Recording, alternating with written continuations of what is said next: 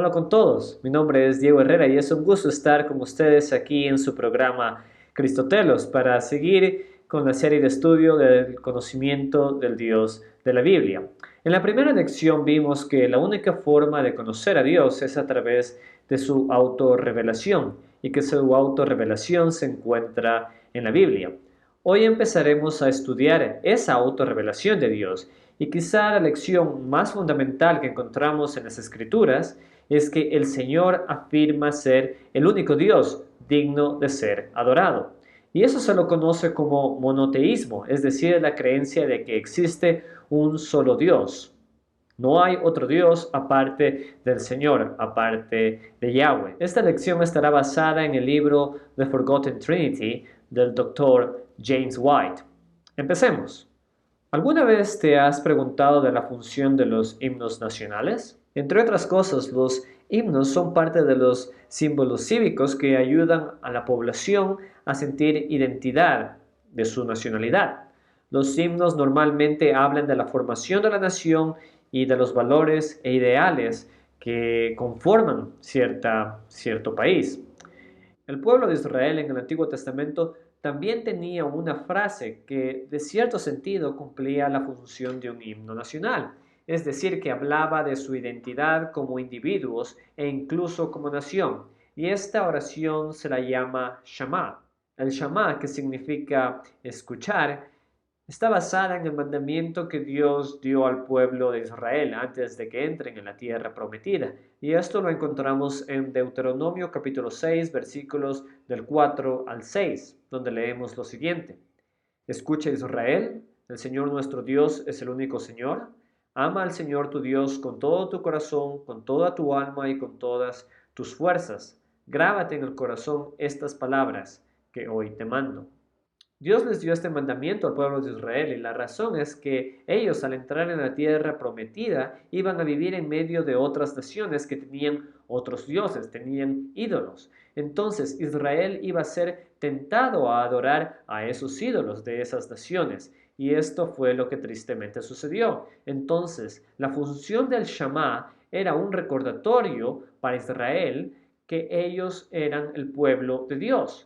Pero no tan solo eso, sino que también el Shama enseña la lección que tal vez es lo más básico y fundamental para el cristianismo y el judaísmo. Es decir, el Shama enseña que el Señor, que Yahweh, es el único Dios y que es digno de ser adorado.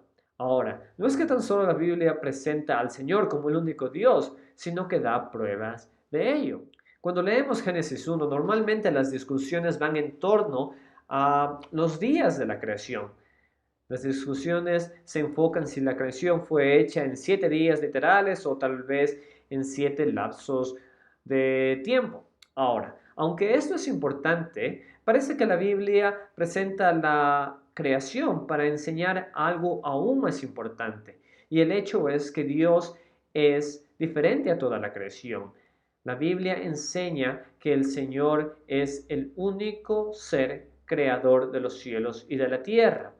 Y este Dios es Yahweh, Dios o el Señor es el Dios del universo. Con esto Dios se distingue a sí mismo de entre los ídolos, por ser el único Dios creador de todas las cosas.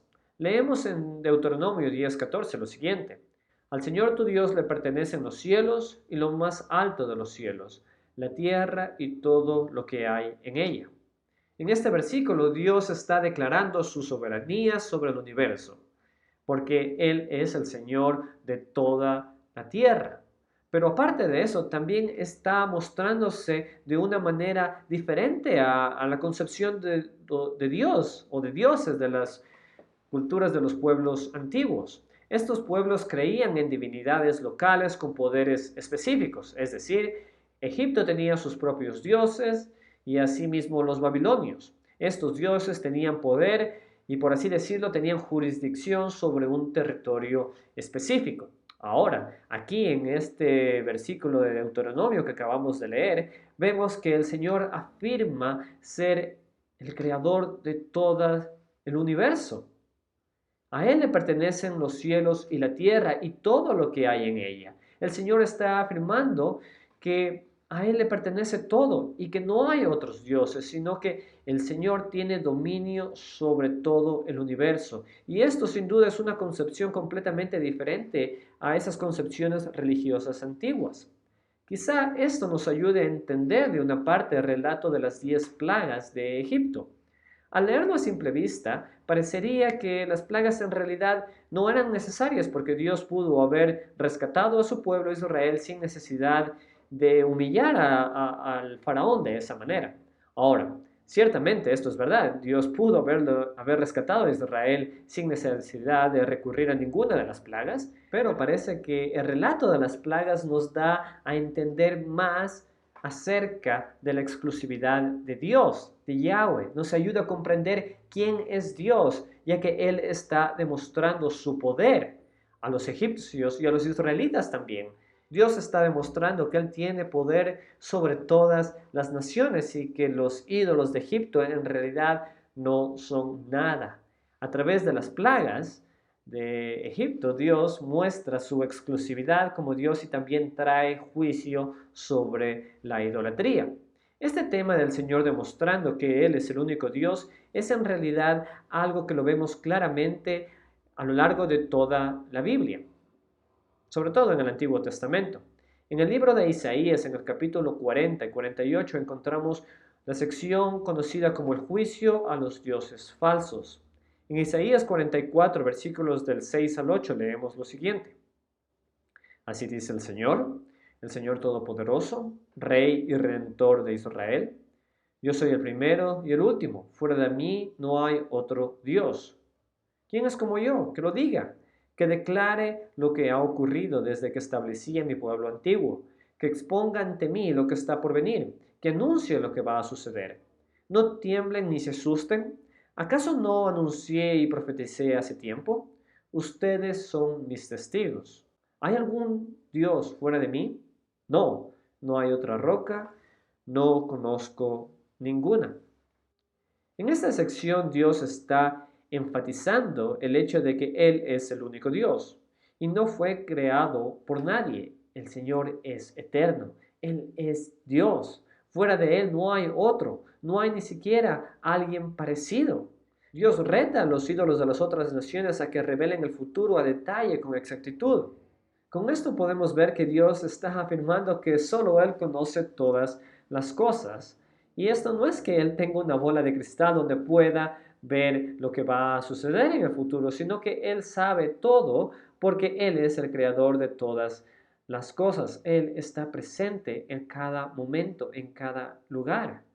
Ahora, a lo largo de esta sección, Dios reta a los ídolos y puedes ver que no existe ninguna respuesta de ellos y la razón es obvia. Los ídolos no pueden responder porque son mudos, no tienen vida. Y eso es lo que el apóstol Pablo declara en el Nuevo Testamento en Gálatas 4:8, donde dice de que por naturaleza no son dioses. Con esto podemos ver que la Biblia entera categóricamente enseña que fuera de Yahweh no hay Dios y que ni siquiera hay una criatura que se le compare, y esto lo podemos ver desde la creación misma. Cuando Dios creó todas las cosas, lo hizo desde la nada, y a esto se lo conoce como creación ex nihilo, es decir, que Dios no utilizó una materia preexistente para crear el universo, ni mucho menos Dios utilizó su materia, por decirlo así, para crear algo.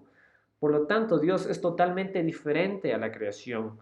Y esto en sí ya responde a la afirmación de los mormones y testigos de Jehová con sus ideas de que existen otros dioses y deidades menores al Señor. Dios es el único ser eterno y por lo tanto Dios es completamente trascendente. Dios no puede ser comparado con nada. El teólogo J.